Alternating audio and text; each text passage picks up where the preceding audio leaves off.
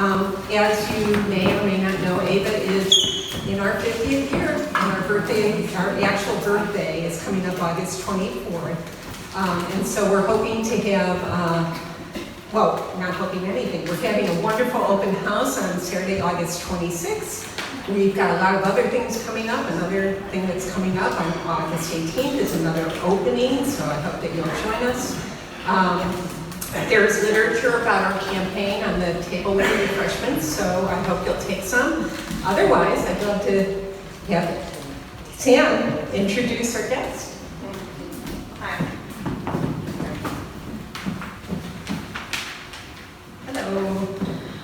So it's my pleasure to introduce Coralea Wennberg, or as many of us know her by, Corky Wennberg. For many years, Corky Wennberg has taught law and ethics at Dartmouth College and Vermont Law School. Interestingly, this transition from law to painting is a long history. Cezanne, Motifs, and Kandinsky all took a similar path.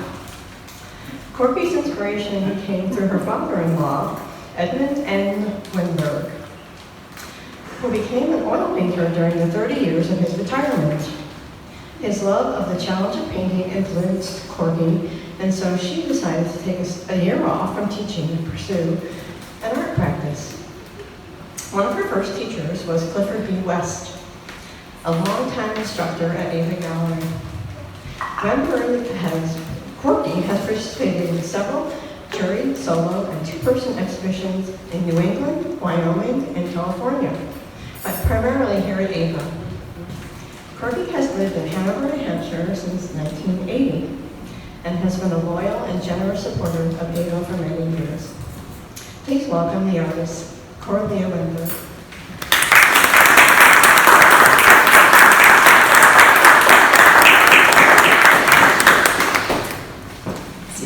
Is this about right? Yeah. Okay.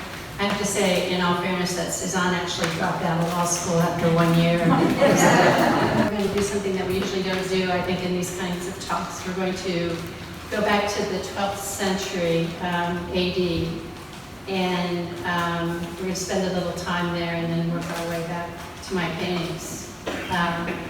And I'm going to really talk for about 20 or 25 minutes, and then I'll ask you for comments or questions or whatever. So we're going to go back to 1140 to Cordoba, which is in Spain, about 1,000 years ago, in the middle of the medieval period. And these were the Dark Ages. The Renaissance wouldn't begin until the latter part of the 14th century. There's a gentleman named Al-Kafifi who was a Muslim who lived in Cordoba at that time. And really we know two things about him. We know that he wrote a book, which is called the Herbal, and we know that he died in 1160. So I'm assuming that this book was written probably sometime in the mid-1100s, but we don't know exactly when. The book that he wrote is in Arabic, and it wound up on my coffee table as a gift about 10 years ago, and I'm not really sure where it came from, but I really didn't look at it until about 5 years ago, I guess. And then I realized there were these beautiful reproductions of drawings from the 12th century in this book. And so I became more interested in how the book came about and who the author was. This is my secret weapon. We've got some pictures of the drawings in the book that I'm going to just pass around, and they're all the same. You can just take one, so you can be kind of looking at the drawings that so captivated me. So in Cordoba in the 12th century, Spain didn't exist. There were just a lot of territories and fiefdoms with no central government. It was a time when botany wasn't yet a science. And the way that you'll probably know that herbal medicines were used by apothecaries to treat the illnesses that patients had. But the way that the medical care system seems to have worked is that the physicians would come and see patients, and they would they would tell the patient what the diagnosis was, and then the patient would go to see an apothecary or an herbalist and get a prescription. So there was a disconnect between pharmacology and the actual procurement or drug that was given to the patient. So there were separate functions. So what Al-Kafifi worried about was that physicians really didn't know what the apothecaries and the herbalists were up to. And he decided to write a book for doctors and for laymen and other people and describe all of these plants and show what their medicinal qualities were. His work was not completely original. It was actually based on the work of Dioscorides, who was a Greek who lived he was a Greek who lived in Rome between 40 and 80. And he had written an Herbal, which was it was all over Europe, and there were many, many copies of Dioscorides' book. We know how popular it was because so many of the copies survived. But Al-Kafifi decided 1,000 years later that he needed to update this book. And so we know he had seen Dioscorides' book, or that he had a copy of it, because many of the drawings between the first century book and his book are very similar.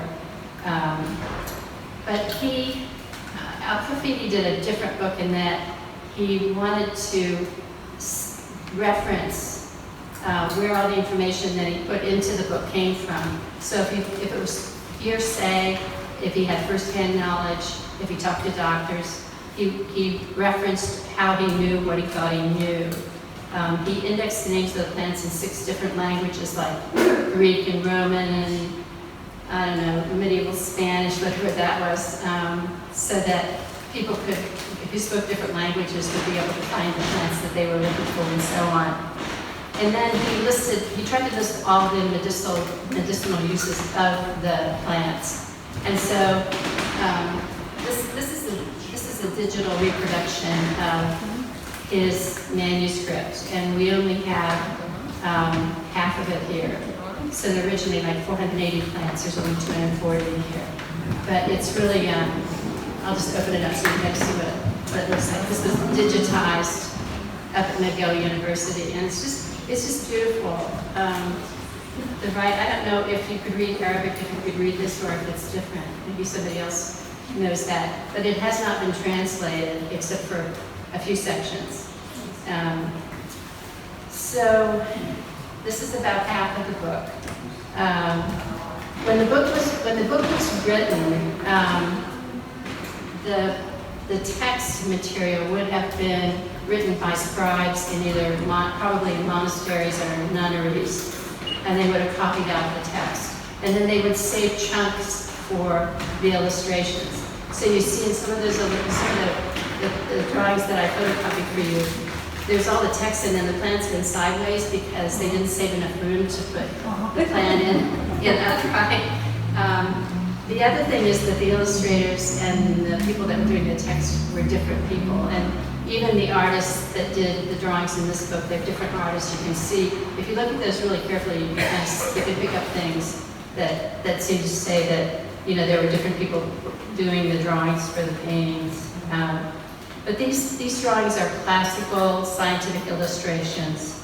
They have a plain background, they have no horizon, they have no depth, although there is one leaf that crosses one stalk, I think, on the handout. That's the only suggestion of any kind of perspective or dimension in the drawings. And like Dioscorides, Al-Kafifi tried to show every single stage of the plant, which I also tried to do in some of these paintings. So you've got the roots, you've got the flowers, the buds, the seeds, the leaves, every single thing, every single stage in one drawing, so you could identify the part of it that you were interested in if you were trying to use it. So we know that some of the plants were unknown to the people who were illustrating them because they weren't necessarily grown in the area where they were doing the drawings. And we have some plants that look pretty strange, like there's a sort of a tree that looks like it's growing marshmallows and other things. And I just wondered if maybe if these, the people who were doing the illustration didn't really know what a plant would look like if they didn't just make something up. And I thought that was really a fascinating idea because that I thought I could make plants up too, and then that kind of launched me into this, world of my own. But anyway, I wondered how many of these plants still exist, or if they ever really existed. And I wondered who the illustrators were, because of course no one gets credit for anything in this kind of work. So the more I learned about this, the more I liked Feedy. In the introduction, he wrote that this guy's just the uber confident author. He said there's a lot of junk out there. There's a lot of people that don't know what they're doing, and I've written this book that's better than anything that's ever been done in terms of describing, the medicinal uses of plants. He said that he really thought doctors needed to read this book because they needed to know more about pharmacology, and they shouldn't just read. They shouldn't rely on the herbalists and the apothecaries. So if you think about this book having the very thick, not paper, but I don't know whatever they used at that time, animal skins or something for pages, and then had a wooden cover and a wooden backing, it would have been quite a huge thing to carry around. And yet this copy of the book wound up going from Cordoba back to Baghdad, where it was sold. Then it wound up at Oxford University and eventually at McGill. And who knows where it went the rest of the time. We have no idea, but at least it pretty much survived. Which is, I find really fascinating that we have a book from 1,000 years ago and it's right here now. So I have been working on a series of plants about global warming, which started over here with the red tree and the orange tree and that tree and the other plants that look like that. And what I was interested in doing was showing sort of paintings that could be interpreted as landscapes and had trees that were in kind of stressed dystopian situations, but were somehow familiar. And I did a bunch of those, and then I came upon this book by Feedy, and I started thinking about how to incorporate this whole history of these plants from all these different places that may or may not exist, because extinction certainly is going to be a huge problem for us. And so I kept working and weaving those themes together and combining the shapes. So I used a lot of the shapes of Feedy's plants, and the two over here on the wall, the red one and the blue one, the smaller paintings, are the first ones I did, and they're sort of derived. If you look at those, the photos, you'll see that I changed the background colors and then just sort of tried to paint the same kind of thing. And I did a few more of those, and I got bored with that, and then I moved on to the next kind of step as this whole thing kind of evolved. And I added a bit of color, I guess you'd have to say. So there are some motifs in the paintings. One is the addition of dogs and birds. They kind of, as I said earlier, they sort of came into the studio and said, here we are, we want to be in the paintings. And so I added those. There's also there's a recurring shape of a pentagon. And this is kind of funny. During the pandemic, we ordered some wine online. I don't know if any of the rest of you did this, which arrived in wine boxes. And in the bottom of one of the wine boxes, there was this wonderful piece of which has a lot of paint on it now, because I became interested in how I could use this shape, which seemed somehow to me to feel like something from the 12th century, and I'm not sure how I came to that conclusion. But anyway, so I started putting this pentagon shape in, and it's really in a lot of the paintings, and it's still one of my favorite things to have in my studio. When all else fails, I know I've got the bottom of the wine box. So, anyway, so the other thing I wanted to say is that the name of the shows is Plant Stories, but there's one color that I did not use much of, which is probably pretty obvious to you. Green, yeah. For two reasons. One is that Clifford, who is always with us in these galleries, had famously said that green is a dangerous color. And for a long time there was a banner, do you remember that, Rachel, up on the 3rd floor, that said green is a dangerous color? And I think that the reason that it's a dangerous color is that it's inert.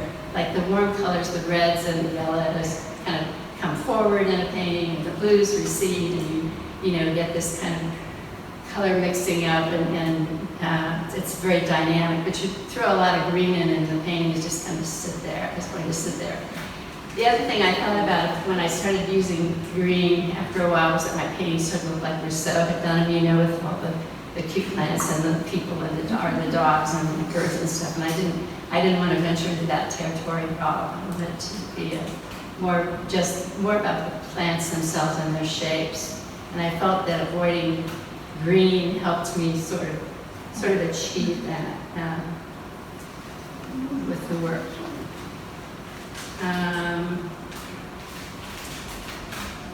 So here we are, 75 or 80 paintings later, and I'm still loving painting. I paint because, as I've been talking about this history from 1,000 years ago, I began to realize, and looking at this book, I began to realize that painting sort of connected me with this history, which I find so fascinating and interesting. It connected me in a way with these illustrators who've done all these lovely drawings that are, in this book, and also connects me with all of you and with Ava, which is just the best thing ever. So I'll stop there and just ask if there are any questions or anything that you're curious about with it. Or anybody has any comments, it's great. Yes? Did you use any live plants or plants around you that while you were painting to look at them? Not really. No, I used some of the shapes from the drawings, but in general, I made up plants. Do you use drawing as a way to get at what you're doing painting, or do you do it intuitively as you're working, such as in painting? Drawing usually comes later as a way to kind of define shapes. So I paint, and then I figure out where I think I need to go with it. I use some oil sticks to outline, like the paintings, the 2 first paintings over there have some outlines that are just drawn around shapes. When it all seems a little too soft, then you can always throw in a line and try to get some definition, and I do some of that.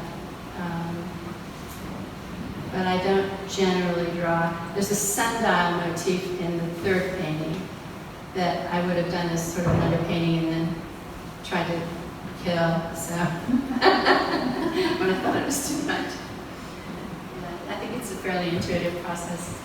Question, do you learn mostly by doing or books and classes? Wow, Bill, I've been doing this for about 35 years. I started out with not one course in art history in high school or college because I was just driven toward academics. And so when I decided that I wanted to paint, I think I took it on as sort of a challenge to figure out how to learn to paint. And I spent a lot of time with 2 people who were here at AVA, extraordinary artists. One was Anne Holloway, who was a master of color and abstract painting, and the other person was Susan Wall, who does really amazing representational work. And those people just really were interested in just working with me, and I was so lucky to have them, especially Anne as still a mentor for my work. And then I did a lot of classes and workshops, and I at one point said I was workshopping myself to death, like working with other artists, and they always wanted you to paint the way you painted, and I never wanted to do that. But when I figured that out, then I just started painting, and that was about, I guess, 20 or 25 years ago. So we just work and work and work, and I'm open now to whatever my next series of paintings are going to be. I don't think it's going to be about plants, but I really don't know what it is going to be. I'm just going to wait and see kind of where I land and get at it again.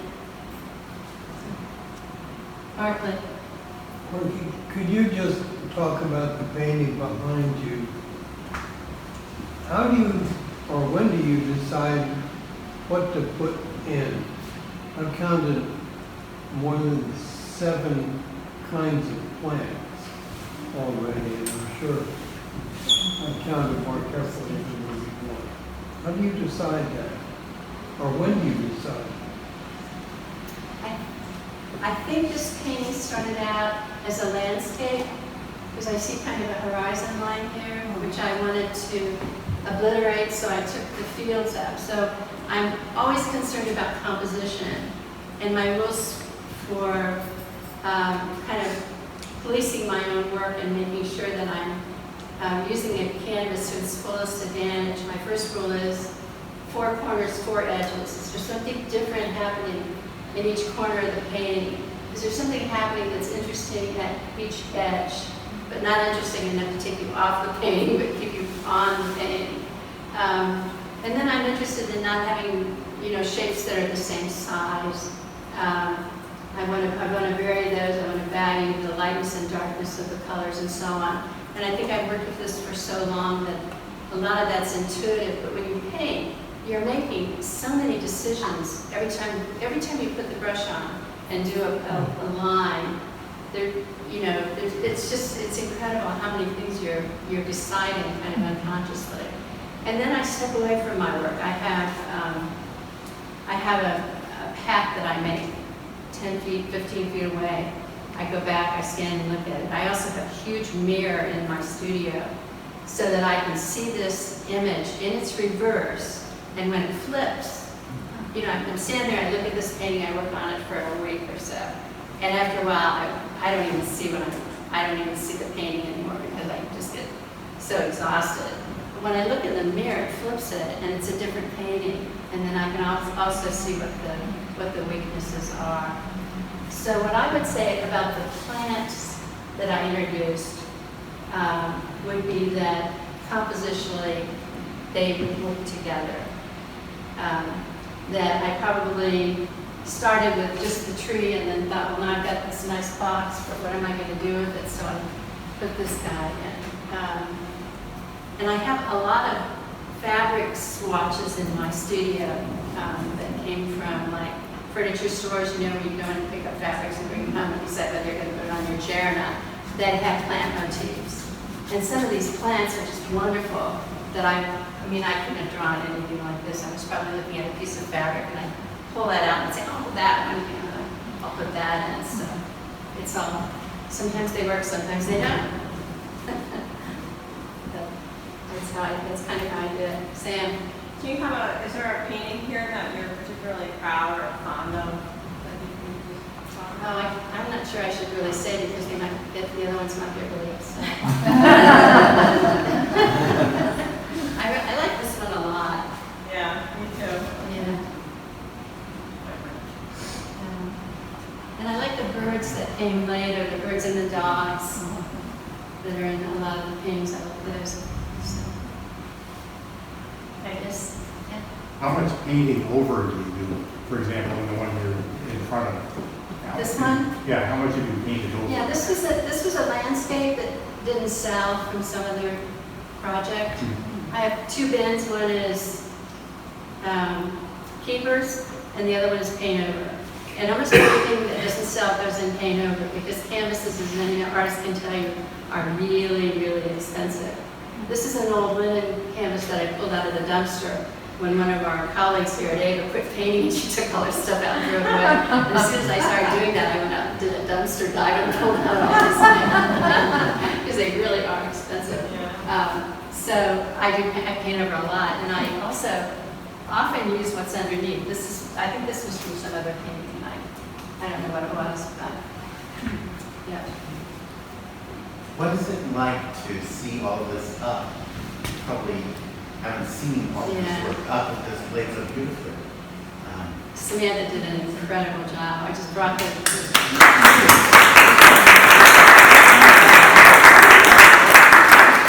We brought her 2 carloads of paintings that totaled about, I guess about 70. She didn't use 10, which broke my heart. But anyway.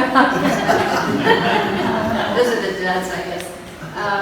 And I had never seen them all together because there's no way I have, space that would allow me to do that. So it was with great trepidation that I left them off until I was assured that she's a genius, and I really think she is. I think she did such a great job.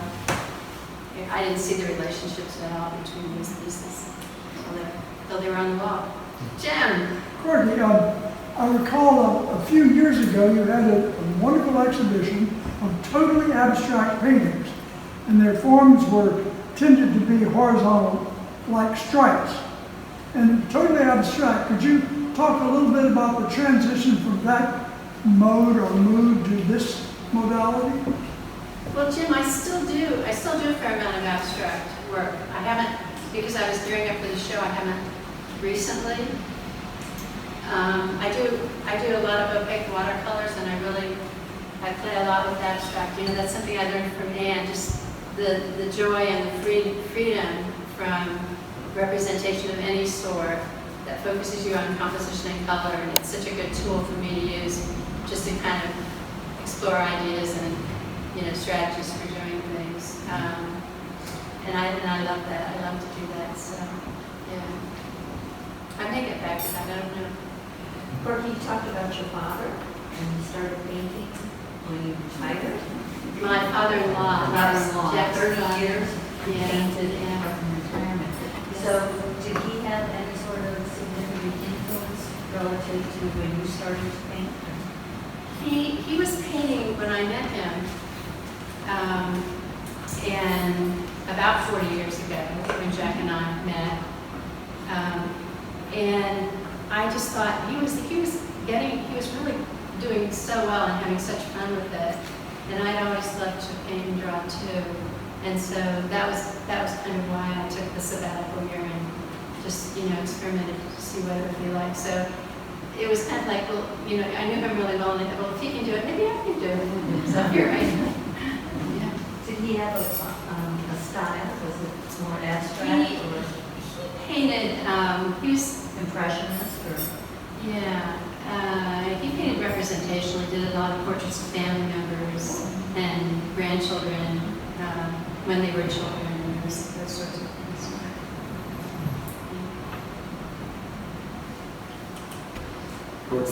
Yeah. How do you determine at what point you're done with this?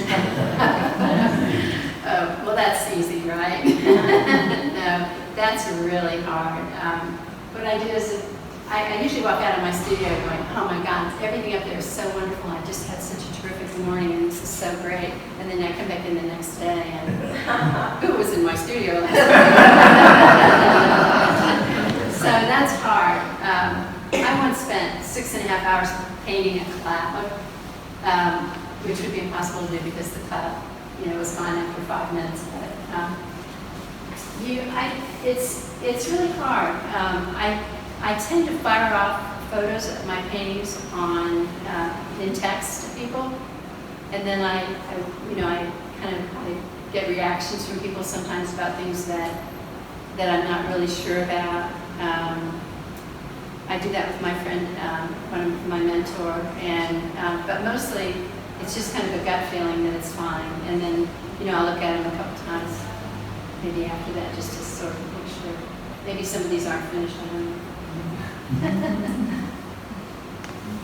So thanks for coming. I just have one comment. So I took the painting class with Anne Holloway here in like '94. So we were maybe in the class together. We maybe were. Yeah, I was just thinking about that. Yeah, she was just a wonderful teacher. Yeah, she was wonderful. I was so inspired by her. She's a great person. I just want to say that I really appreciate your giving us the information about the origins of your inspiration. And it's almost like you channeled this ancient person and brought him back alive. alive for us to appreciate. So Thank you. I love it. I mean, it's That's like, what, yeah, that's what I wanted to do. Yeah.